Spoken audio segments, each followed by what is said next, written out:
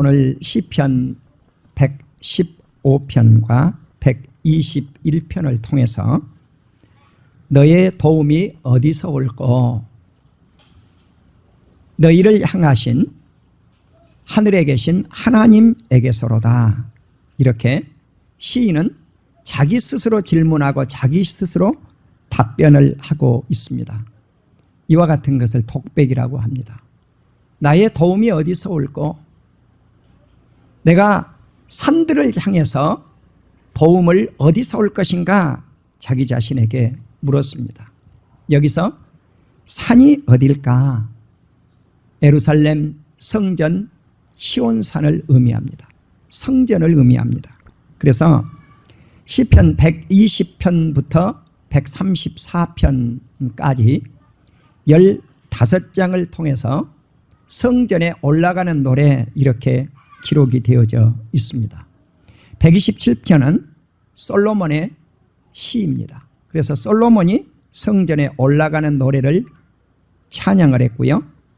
122편, 124편, 131편, 133편은 다윗의 시입니다. 그래서 성전에 올라가는 노래 그렇게 제목이 표제로 붙어 있습니다. 나머지 10장은 누가 지었는지 무명입니다. 알 길이 없습니다. 그러나 우리가 여기서 생각할 수 있는 것은 15장을 통해서 왜 성전에 올라가야 했을까 하는 것입니다.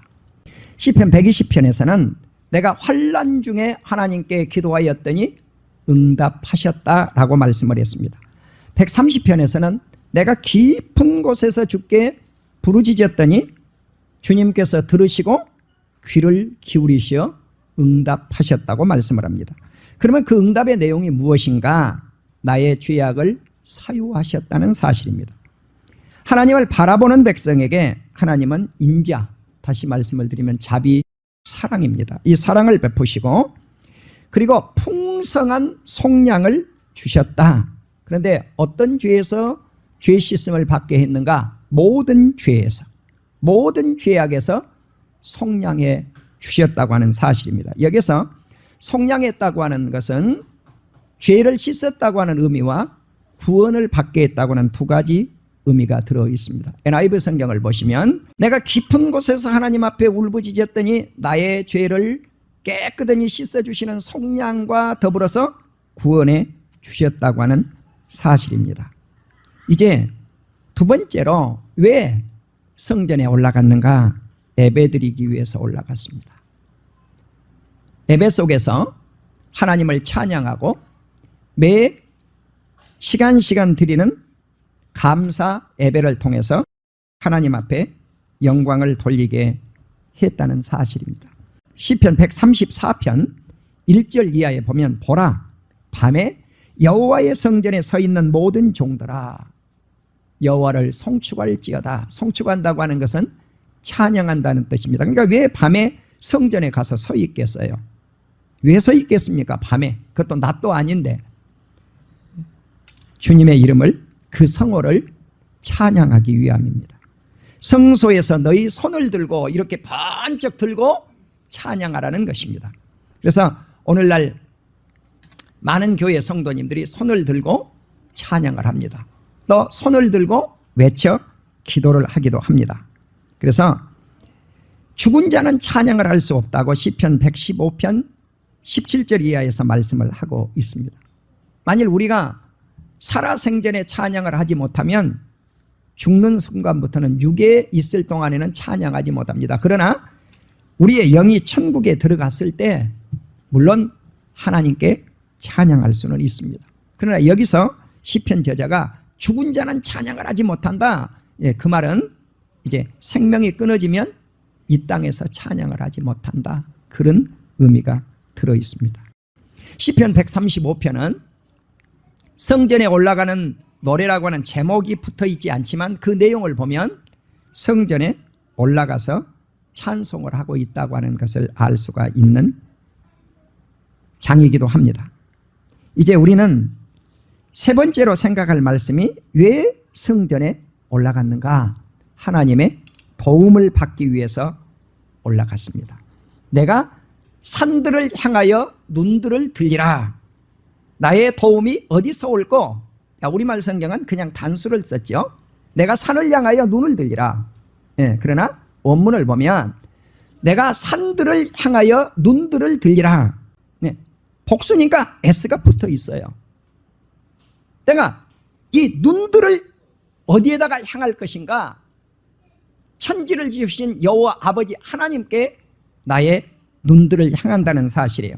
시편 123편에도 보시면 하늘에 계시는 주여 내가 눈들을 들어 주께 향하나이다. 우리말 성경은 당연히 눈을 들어 그랬겠죠.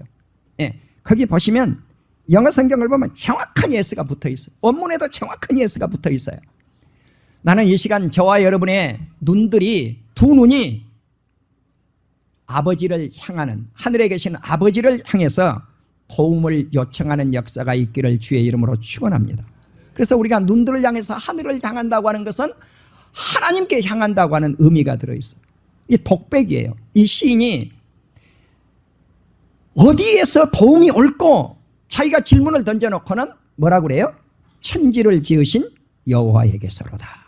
하늘과 땅을 지으신 여호와에게서, 하나님께로부터 도움이 온다고 자기 스스로 질문을 던지고 자기 스스로 답을 해요.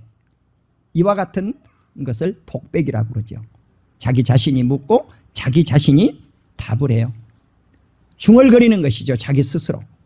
사랑하는 우리 성도 여러분, 오늘 우리는 성소에 올라갔던 사람들의 목적이 하나님의 도움을 받기 위해서 올라갔느니라. 오늘 예배를 드리면서 방송을 통해서 말씀을 듣고 시청하는 분들에게도 하나님의 말씀을 듣는 동안에 도움이 위에서부터 내려오는 역사가 있기를 주의 이름으로 축원합니다.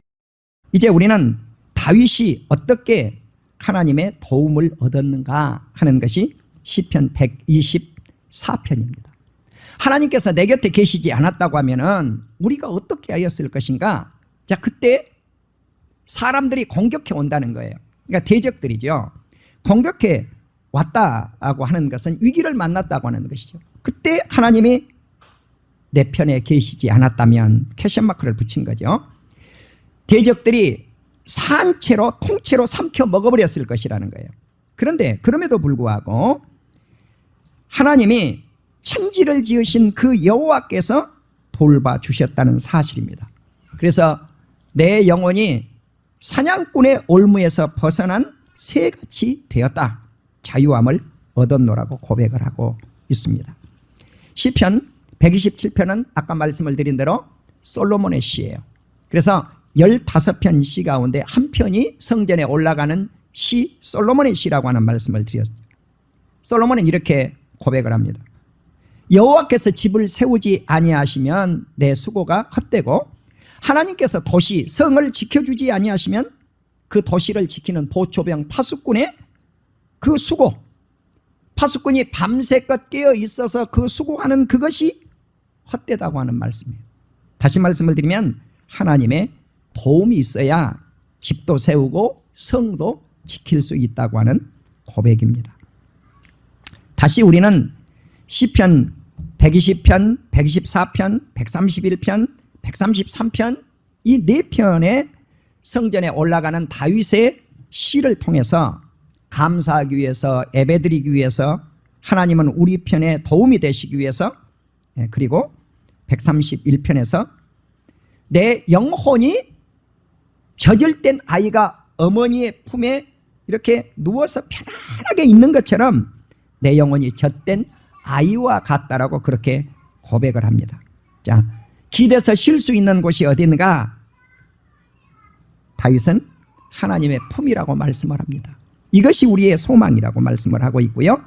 그리고 시편 133편에서는 형제가 연합하여 동거하는 것이 얼마나 아름다운 일이겠는가. 이제 함께 연합의 정신을 강조를 하고 있습니다. 그리고 나서 시편 115편은 성전에 올라가는 노래는 아니지만 하나님을 의지하면, 하나님을 의지하는 이스라엘 백성들이, 제사장인 아론의 백성들이 하나님을 경외한다고 하는 것은 하나님 앞에 벌벌 떨면서 두려워하는 자를 의미해요. 벌벌 떨면서 두려워하는 자. 이러한 사람들이 하나님을 의지할 때 바로 하나님은 너희의 도움이시요 방패가 된다, 보호자가 된다는 사실입니다. 그러니까 하나님을 의지하는 자에게 하나님은 도움도 주시고 그리고 보호자가 되어 주신다는 사실입니다. 네 번째로 생각할 말씀은 왜 성전에 올라갔는가? 성전에 올라갔더니 하나님의 도움을 통해서 실족하지도 아니하고 넘어지지도 않도록 지켜주신다는 사실입니다. 네, 사랑하는 우리 성도 여러분, 하나님은 우리의 발을 미끄러지지 않도록 해주신다. 때로는 우리가 넘어져요. 그러나 넘어질 뻔했지 넘어지지는 않았다는 거예요. 완전히 넘어지지는 않았다는 거예요. 잠언 24장 16절에서 의인은 7번 넘어질지라도 다시 일어난다. 완전히 실패하지 않는다는 사실이에요. 그래서 우리 하나님은 졸지도 아니하시고 주무시지도 아니하셔서 우리를 밤과 낮으로 지켜 보호해 주신다고 하는 사실입니다. 그럼 우리의 몸만 지켜주시는 것이 아니라 영혼까지 지켜 보호해 주신다는 사실이에요. 우리가 나가고 들어오고 우리의 출입 모든 과정을 지켜 주실 것을 약속하고 있습니다. 다섯 번째로 왜 하나님의 집에 올라갔는가? 하나님의 도움을 입고 하나님이 지켜주시니까 그 다음에 우리에게 임하는 것이 무엇인가? 복 주시려고. 할렐루야. 아버지 집에 올라갔더니 복이 쏟아 부어진다는 사실. 지난주에 우리가 이 감사 주일을 맞이하면서 우리 성도님들에게 말씀을 드린 게 있어요. 이스라엘 백성들이 절기 예배를 드리는데 1년에 3차례씩 그들이 절기를 지키면 하나님 앞에 빈손 공수로 나오지 아니하고 애물을 들고 와서 하나님의 전에 하나님께 드렸더니 예배 드리는 시간 주님이 무엇을 했는가? 대적들이 침입에 들어오지도 못하게 하시고 사랑하는 우리 성도님들의 집도 지켜주시고 동산도 지켜주시고 부동산도 지켜주시고 아멘. 그래서 그 모든 재산을 주님이 지키신다는 거예요. 우리가 6.25 전쟁이 주일날 터지잖아요. 새벽에. 네. 그러면 왜 전쟁을 이 새벽에 일으켰겠어요? 그것도 주일 새벽에? 사람들이 방심하고 있을 것이라고 생각을 했어요. 그러나 분명한 것 한 가지는 우리 주님이 지키셨다는 거예요. 사랑하는 우리 성도 여러분, 하나님은 우리를 생각하시고 복 주시고 이스라엘 집에도 대제사장인 아론의 집에도 그리고 하나님을 경외하는 사람들, 자, 높은 사람이나 낮은 사람이나 우리말 성경은 그렇게 기록이 되어 있죠. 그런데 높은 사람, 낮은 사람 이게 뭔가? 큰 사람, 작은 사람이에요. 원문에 보면. 예, 큰 사람, 작은 사람. 그러니까 어느 누구를 막론하든지 하나님을 의존하는 사람, 의지하는 사람에게는 복을 주시도다. 아멘. 이것이 약속이에요. 이스라엘 백성이나 이방 백성이나 예수 그리스도를 믿는 모든 백성들은 누구에게나 복을 받고 그 자손들이 번창하게 하신다는 사실입니다. 또 우리는 시편 131편을 보시면 다윗의 시예요. 내 마음이 교만하지 아니하고 내 눈이 오만하지 아니하며 큰 일과 감당하지 못할 놀라운 일을 하려고 힘쓰지 아니하겠다.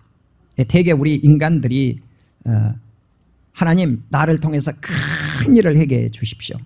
이렇게 기도를 많이 하지 않아요. 근데 사실 목회를 이렇게 해보면은요, 사람의 힘으로 무엇을 할 수 있는 것이 아무것도 없어요. 예. 사람의 힘으로 할 수 있는 것은 한계점에 이렇게 다다른 것을 알 수가 있어요. 근데 다윗은 큰 일을 하겠다고 나서지를 않았어요. 또 내가 감당하지 못할 놀라운 일을 주님 하겠습니다. 그렇게 힘쓰지 않겠다고 했어요. 왜? 나를 돌봐 주셔야 내가 그 일들을 감당하지 내가 큰 일을 하겠다고 해서 감당하는 것이 아니라는 사실이에요. 내가 내 영혼으로 고요하고 평온하게 하기를 젖된 아이가 그의 어머니 품에 있음 같게 하였으니 내 영혼이 젖된 아이 같도다. 이스라엘아, 지금부터 영혼까지 여호와께 소망을 두라고 말씀을 하고 있습니다. 이제 시편 133편 역시 성전에 올라가는 노래죠. 조금 전에 말씀을 드린 대로 형제가 연합하여 동거함이 어찌 그리 아름다운고 했는데 그러면 아버지 집에 왔더니 세상에 어떤 물질적인 축복, 번영의 축복 이런 복만 주시는 것이 아니라 헐몬의 이슬이 시온의 산들에 내림같도다. 거기서 여호와께서 복을 명령하셨는데 이 복이 어떤 복인가? 영생의 복이로다. 아멘. 그러니까 아버지 집에 올라갔더니 복도 주셨을 뿐만 아니라 무엇도 주셨어요? 구원도 주셨다는 사실이에요. 영생을 주셨다는 사실이에요. 바로 우리는 이처럼 성전에 올라가서 도움을 얻고 세상적인 복도 받고 영생의 축복도 받는 이러한 놀라운 축복이 오늘 이 말씀을 듣는 우리 사랑하는 온 성도님들에게 임하기를 주의 이름으로 축원합니다. 이스라엘아 여호와를 의지하라. 그는 너희의 도움이시오 방패시라.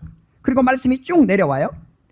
자, 아론의 집이여 하나님을 의지하라. 여호와를 경외하는 자들아 하나님을 의지하라. 반복해서 말씀을 제가 드립니다.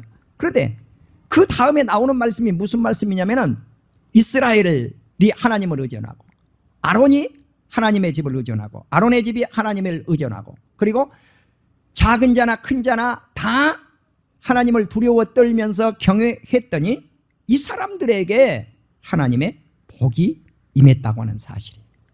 그러니까 누구에게 복이 임하는가? 의지하는 자. 하나님을 의지하는 자에게 이 축복이 임하고 번영의 축복이 임하고 하늘과 땅을 지으신 그분이 우리에게 복을 주셨다라고 하는 사실입니다. 시편 127편을 보시면 자식이 많은 것 이것이 복이라고 말씀을 합니다.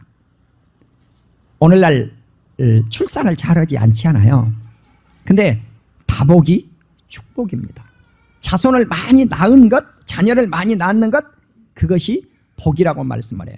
자, 전쟁을 하러 나가는데 화살통에 화살이 많아야 이 화살통에 화살이 많아야 많이 꽂혀 있어야 전쟁에서 승리를 하겠습니까? 화살이 없이 승리할 수가 있겠습니까? 많아야 되잖아요. 자식을 화살통에 들어있는 화살로 비유를 했어요. 그러니까 식탁에 빙 둘러 앉은 자녀들 이 복수를 썼단 말입니다. 그냥 한 아들 한 딸이 아니라 식탁에 빙 둘러있는 이 다복한 가정의 자손들이 있는 이 가정이 복이 있도다 라고 시편 128편에서 말씀을 해요. 그러니까 이 다복이 뭔가 네 집안에 있는 안방 안에 있는 네 안에는 결실한 포도나무 같고 네 식탁에 빙 둘러 앉은 네 자식들은 어린 감람나무 같더라. 여호와를 경외하는 자는 이와 같은 복을 얻으리로다. 아멘. 예, 그러니까 하나님을 경외하는 사람이 아내의 축복, 자녀의 축복을 받는다고 말씀을 하고 있습니다. 그래서 우리는 하나님을 경외하면 복이 오고 그가 하는 손이 수고한 대로 먹거리가 있고 그리고 형통한 축복을 받고 가정 축복을 받으리라고 말씀을 합니다. 이제 그리고 자식의 자식을 본다. 자자손손 대대로 복을 받는데 그 이스라엘에게 평강이 임한다고 하는 사실입니다. 지난주 이스라엘 대통령이 우리 한국을 방문을 했죠. 리블린 대통령이 청와대에서 한 말씀은 뉴스 보도나 아니면 신문지상을 통해서 약간 볼 수가 있었을 거예요. 그런데 제가 그 말씀은 드리지 않겠습니다. 청와대에서 한 말씀은 리블린 대통령이 여의도 순복음교회를 방문하셨어요. 무엇을 위해서 방문을 했는가? 평화를 위해서. 네. 여의도 순복음교회가 이스라엘에 가서 수천 명씩 수백 명씩 이스라엘 예루살렘의 평화를 위해서 기도를 해왔어요. 그것을 답례차 여의도 순복음교회를 방문한 거예요. 그때 그는 이렇게 인사를 합니다. 여러분에게 형제애와 사랑의 축복을 전하기 위해서 거룩한 땅 예루살렘에서 왔다고 인사를 해요. 여기 단어 하나하나를 보세요. 이게 다 성경적 단어예요. 자, 여기서 보십시오. 형제의 사랑, 그 다음에 사랑의 축복, 거룩한 땅 예루살렘, 예루살렘에서 왔다고 하는 걸 강조를 해요.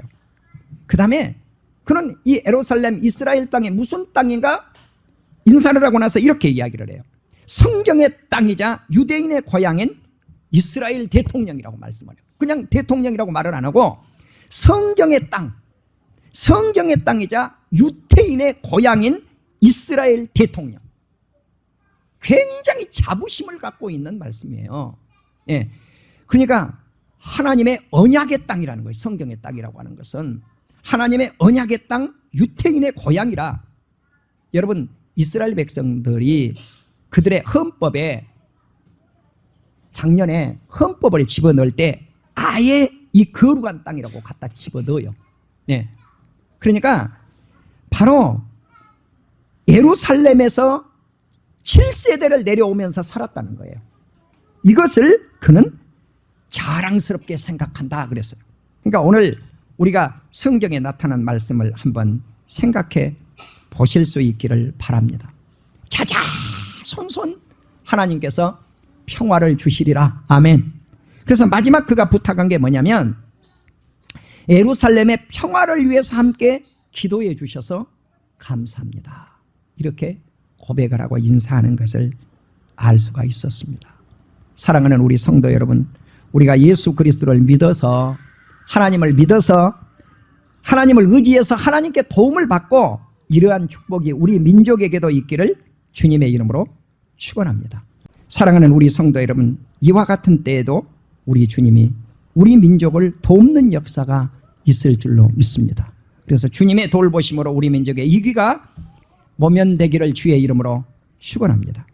그래서 하나님의 도움, 예수 그리스도의 도움, 성령님의 도움을 통해서 우리 민족이 살 길이 열려지기를 주의 이름으로 축원합니다. 이제 우리는 에베소서 4장 13절에서 16절을 보시면은요, 예수님의 돌보심이 나옵니다. 우리는 예수 그리스도의 분량에까지 이렇게 성장을 해야 된다. 어린아이와 같은 신앙이 아니라 장성한 분량에 이를 때까지, 예수 그리스도의 분량에 이를 때까지 성장을 해야 된다. 누구의 도움으로? 예수님의 도움으로. 그래서 에베소 4장 16절을 보시면 그에게 온몸이 각 마디를 통하여 도움을 받음으로 연결된다. 예수님은 몸통이고 우리는 가지거든요. 그의 몸 안에 붙어 있을 때만 우리가 살 수 있는 역사가 있게 될 줄로 믿습니다. 주님의 도움이 필요합니다. 또 빌립보 1장 19절에 보면 성령의 도움으로 구원에 이르게 하시는 성령님이라고 하는 말씀이 나옵니다. 이것이 너희의 간구와 예수 그리스도의 성령의 도우심으로 나를 구원에 이르게 할 줄 안다 그랬습니다. 그냥 우리가 구원에 이르게 할 줄 안다. 안다고 하는 것과 예수님을 안다고 하는 것과 믿는 것은 구원인데, 우리는 이 세상에서 하나님의 도움을 받고 예수님의 도움을 받고 성령님의 도움을 받아서 오늘 아버지 집에 올라가는 노래를 통해서 우리가 우리의 도움이 어디에서 올까? 천지를 지으신 여호와에게서로다. 그 말씀 다음에 예수님께로다, 성령님께로다, 이렇게 신약 성경을 추가하면 그러한 답이 나오게 될 줄로 믿습니다. 이 하나님을 우리가 의지하고 믿고 그 하나님께 지금부터 영원까지 찬양하는 우리 온 성도님들이 다 되시기를 주의 이름으로 축원합니다.